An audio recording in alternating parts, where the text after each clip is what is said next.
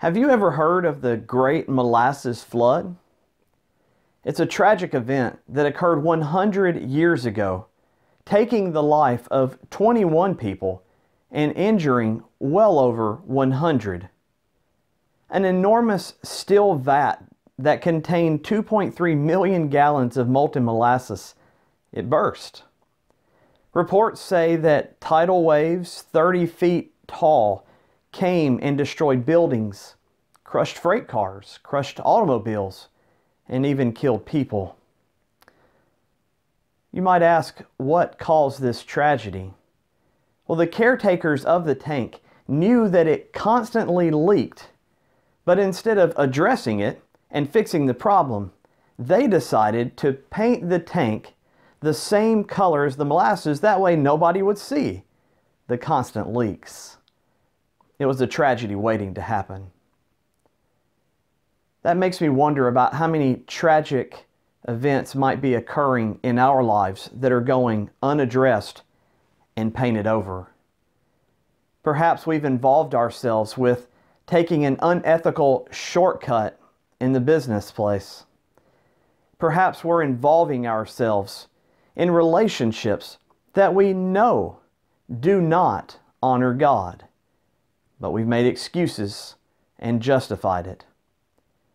1 Peter chapter 5 and in verse 8 says, "Be sober-minded, be watchful. Your adversary, the devil, prowls around like a roaring lion seeking someone to devour. Resist him, firm in your faith." James chapter 4 and verse 7 says, "Submit yourselves to God. Resist the devil, and he will flee from you." Did you notice the theme of those scriptures? The theme is that we must take responsibility for our actions. If we want to be righteous, then we're going to have to resist temptation and we're going to have to flee from the devil. Satan is not going to volunteer to leave us alone and to remove temptation from our lives. It makes me wonder, how many folks took their first sip of alcohol ever thought that it could lead to destruction of their lives? I wonder, how many people began to flirt with someone at work and thought that it could ruin their family at home?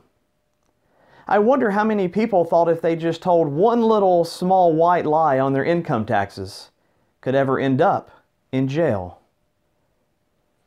We don't think that bad things will happen to us when we give ourselves over to temptation and sin.